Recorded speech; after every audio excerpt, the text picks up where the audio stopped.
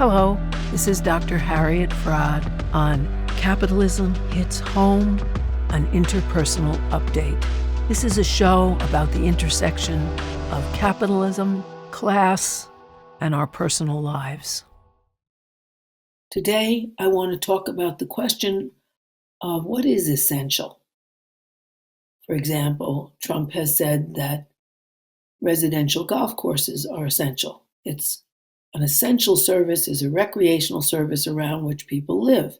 Those are his expensive golf courses where hundreds of thousands of condos are for sale and are bought, and so people can play golf conveniently there.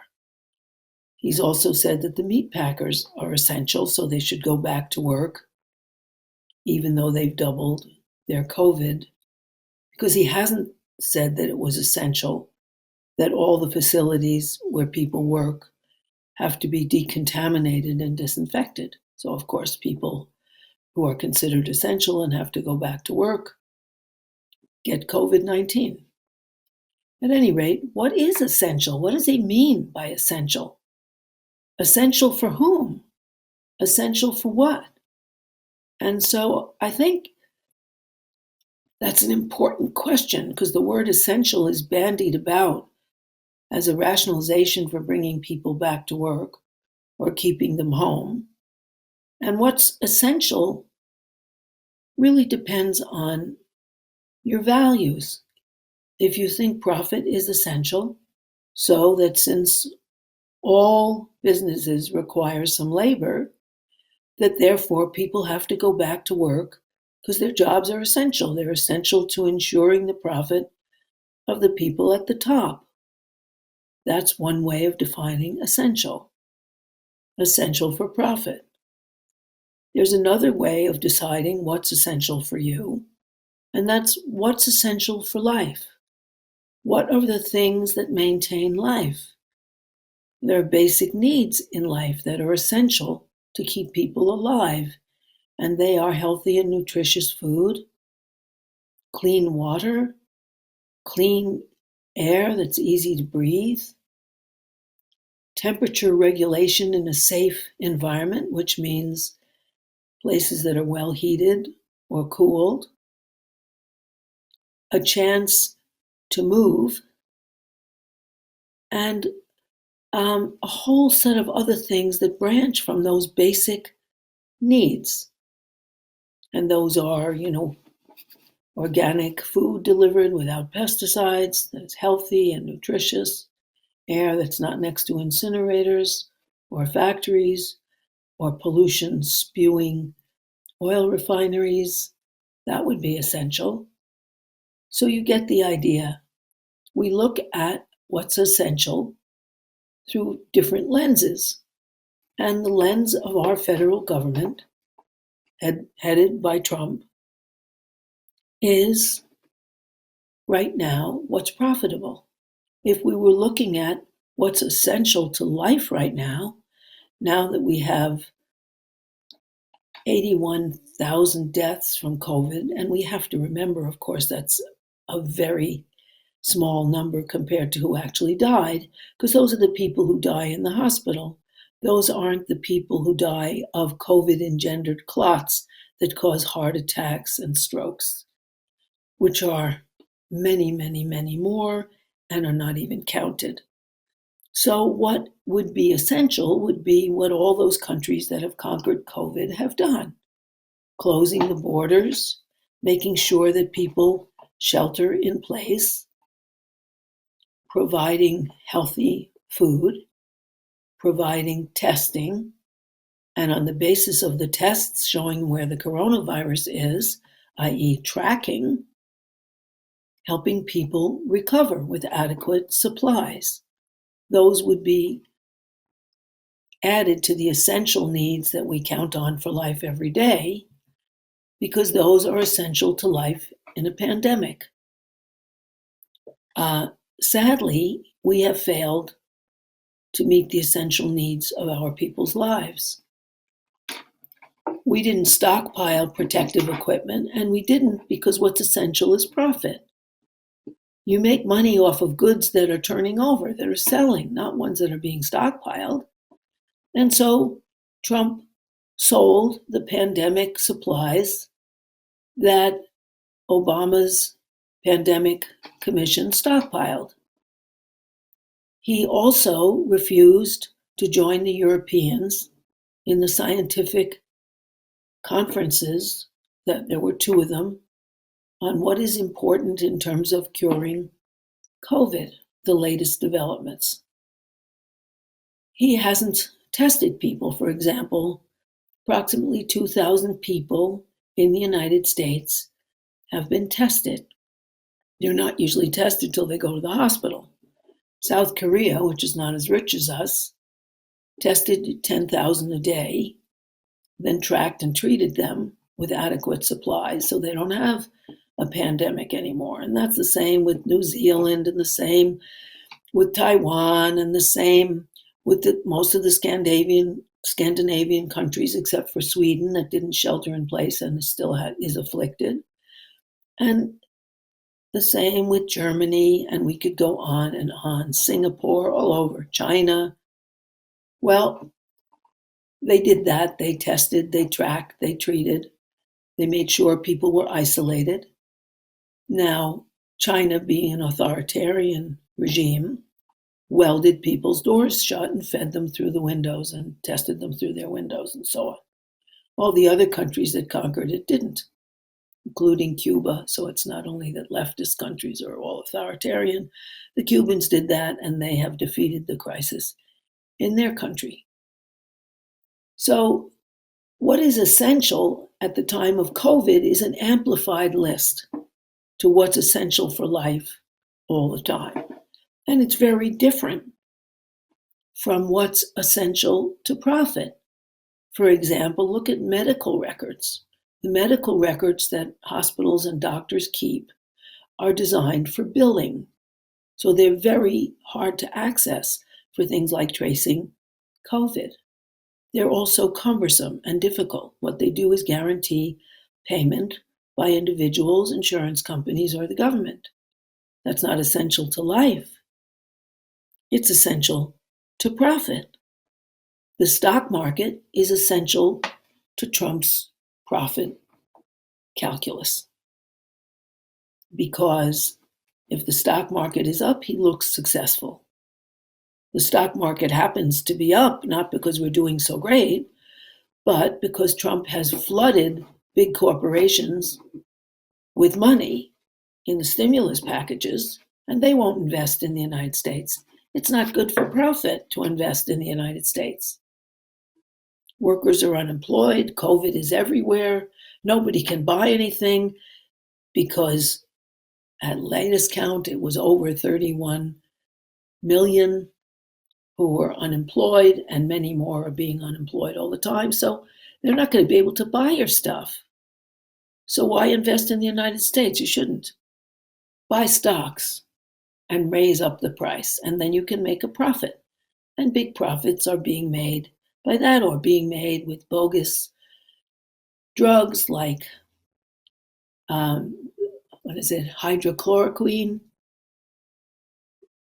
Companies that invested that when he touted it did very well, even though it was a fake and doesn't help and actually kills some people. But those are really good for profit and really bad for life. So we have to look at what's essential here. Is it important to keep businesses open and keep profits coming in, even though people die? Is it essential to keep profits up by not spending money disinfecting the place? Is it essential to keep people with income so that they can buy what they need, and hiring thousands upon thousands of trackers and testers, as the more successful countries that have stopped this have all done? What is essential?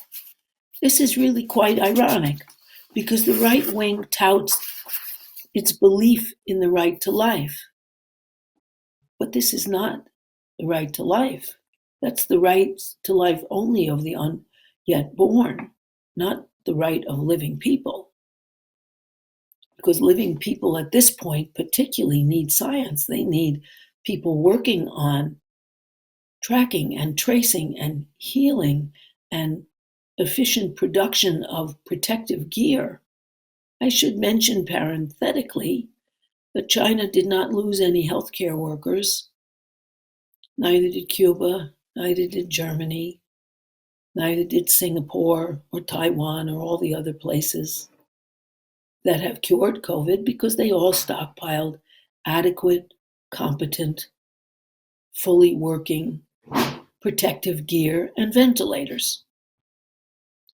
All of these countries also take care of another essential, which is particularly important now, which is universal health care, which means health care for everyone, regardless of whether they have the money. They also have universal child care and elder care. They don't have their elders stacked in homes where they're all dying because of the COVID spread. They think disinfecting and personal care is important to life, but they're not important to profit. One of the problems is that the capitalist system runs to be profitable. It's a system that runs on the basis of paying people less and getting them to work more and pocketing the difference for your board of directors, and if you're a smaller business, for yourself. And it means that then what you do is you skimp on anything for the people who work for you that doesn't keep them working all the time, and you get more money. But that is not, capitalism is not wedded to life, to the right to life, but rather to the right of profit. And in this case, the right to die while making a profit to someone else. If we look at this capitalist system, just since the year 2000, we've had 3 busts. One was in 2001, the dot-com bubble and burst. The second was 2008, the submortgage crisis, bubble and burst. And notice subprime mortgages were very profitable. So was the dot-com industry, very profitable, and they pushed it till it broke. And now we have the pandemic crisis, where we are doing the worst in the measuring and developed world of all 30 countries in the developing world, most of whom are nowhere near where we are. There are places like the Czech Republic, Slovakia, Hungary, and so on. They're all doing better because they are all needing to preserve life by following the basic dictates of shelter in place, track, test, and have adequate means to cure people.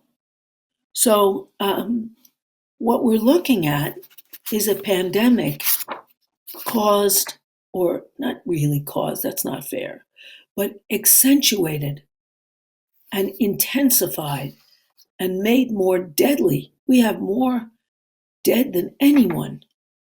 And it's not only because we're bigger. China has 1.2 billion people, many, many, many more than China, and many more deaths coming.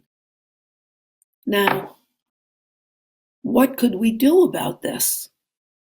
Well, one thing we can do is something we've already done. In the Great Depression of the 1930s, when 25% of people that they counted were out of work, we had the New Deal. We also had people in the streets fighting so hard that a revolution was threatened. So Roosevelt could go to his rich buddies, because he was one of the 1%, and say, you either give me a chance to tax you at 96.8%, or maybe you won't even have any corporation. And he did get permission and taxed them at 96.8%. if we tax them at 96.8%, and if we close the tax havens, which of course we can do, the Cayman Islands are not going to fight back if our military says fork over the money. And if we use the $1 trillion military budget, if we use, let's say, a quarter of that trillion, which goes to making wars against the, quote, invisible enemy, wars that have gone on in the case of Afghanistan for 19 years, the longest war ever, and which have yielded us nothing except mass destruction of their country, which is what we did with Iraq too. And we have more armaments than the other 144 armed countries. We obviously don't need all these things, although military producers are getting rich producing them. But we have the money. So what could we do? Well, we could take a tip from FDR, very popular president. We could have a civilian conservation corps that goes around and works on state forests and creates help for our bridges, our roads, our mass transit system. They built all sorts of playgrounds and play groups. Now we could have them restore the trolley lines they buried to give more profit to General Motors so that people could go from place to place without expense and fuel. They could redo and create subway systems that are efficient and self-disinfecting. They could create trains like they have in Europe. I should mention a country like China, which is not as rich as the United States, has 12 bullet trains that transverse China in miraculous time, going hundreds of miles an hour. We're the only well-developed country that doesn't have any of those bullet trains. Really, that's too bad, and that could be done. We could hire people to make new schools or make what I believe should be done, which is educational parks.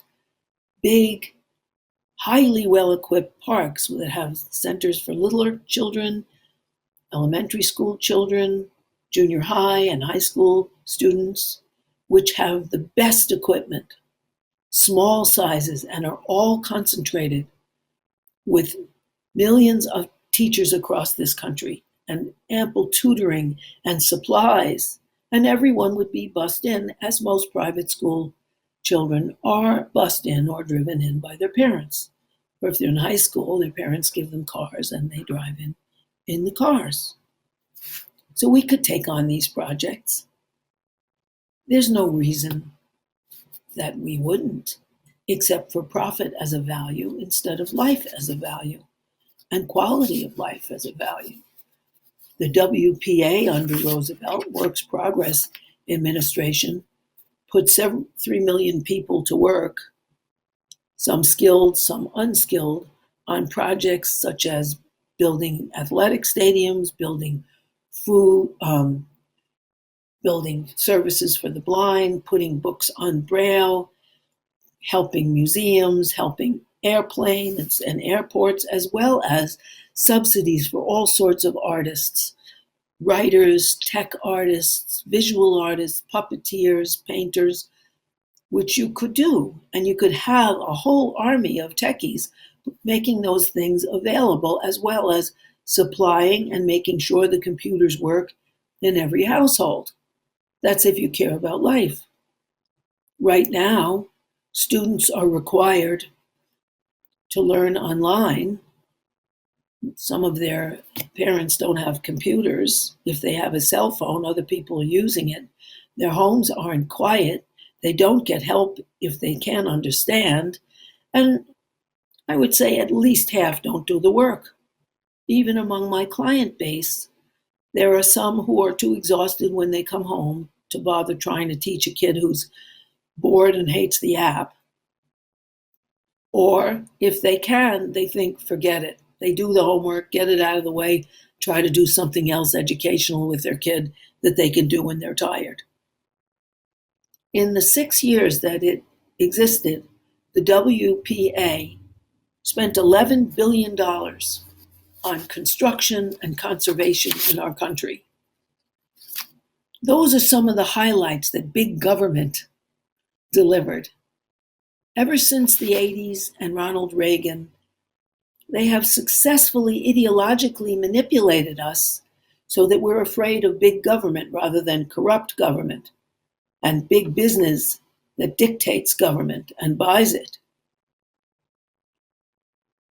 FDR hired between 11 and 15 million people. For our population, that would be the equivalent to hiring 22 to 30 million people, about the number of people who are now unemployed. They would be making all sorts of very useful and wonderful things at decent wages. Now, that would be a truly life-affirming use of our money, much more than the death-affirming military or the profit-affirming corporate structure. Part of what the Civilian Conservation Corps did was pay special attention to young people. And I should say that 1 out of 3, actually now it's 50% of young people under 30 are out of work.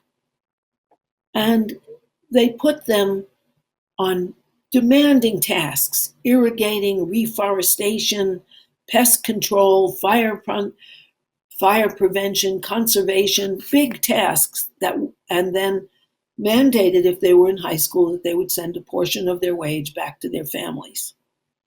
Through the National Youth Administration, the government paid for people to go to college and continue their education while they also worked part-time.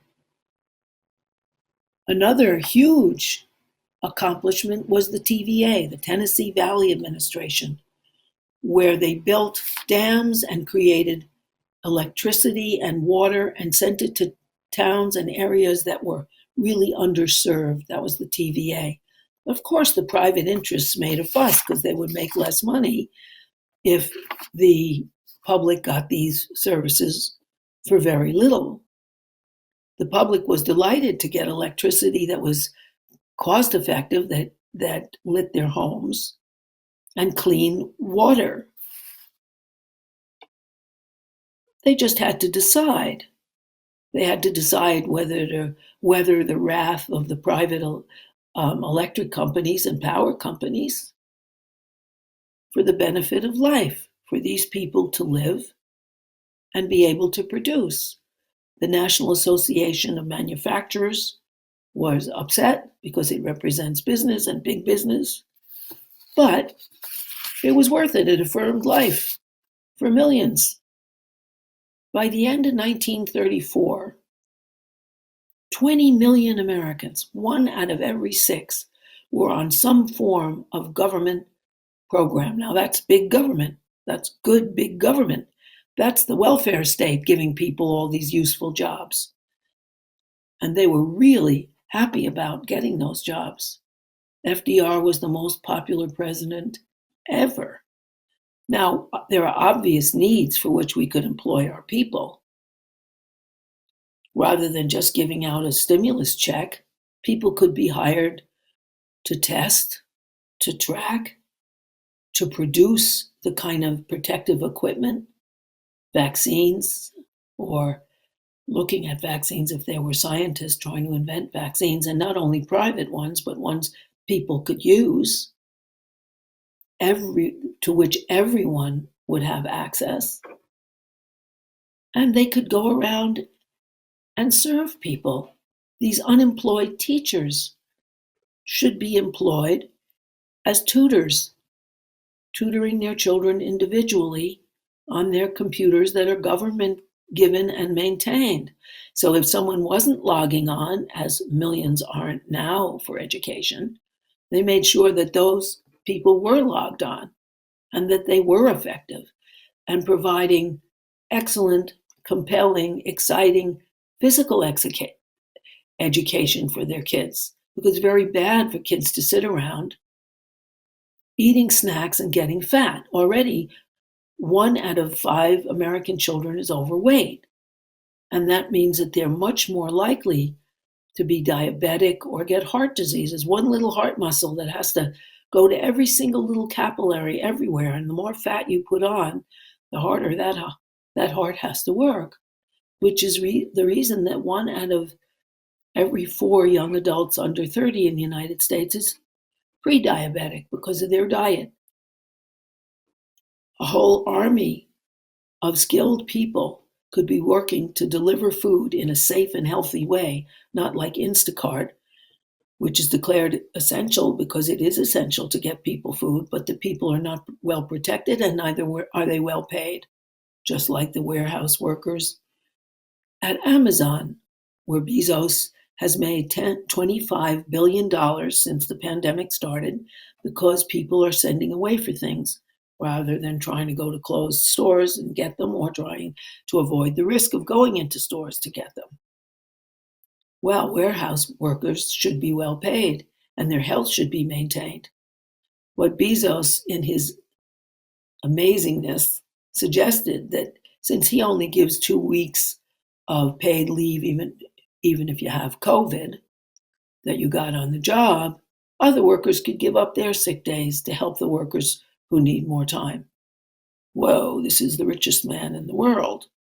But the environment in which he lives, the Trump and many others' environment in which profit rules supreme, means why should he give up anything? Why should the Walton family, the richest family in the world that owns Walmart, why should they help out their workers? Why should they give out health insurance or sick leaves that are longer or help of any kind? They're making money. And if profit is the most important thing to you, go for it. Now, of course, if we want people to be healthy, we need to have access to health care. And we have to realize that the essential workers in healthcare are not only the well-paid doctors or the profit-making hospitals, and even Cuomo, who's more progressive, cut out 20,000 public hospital beds because they didn't pay. In a profit-making system like ours, a profit-loving system like ours, you don't want anybody who needs service and who doesn't make money. Otherwise, a governor like Cuomo might have to tax the rich in New York. New York City's rich have a much higher 1% qualification than the workers in the rest of the United States.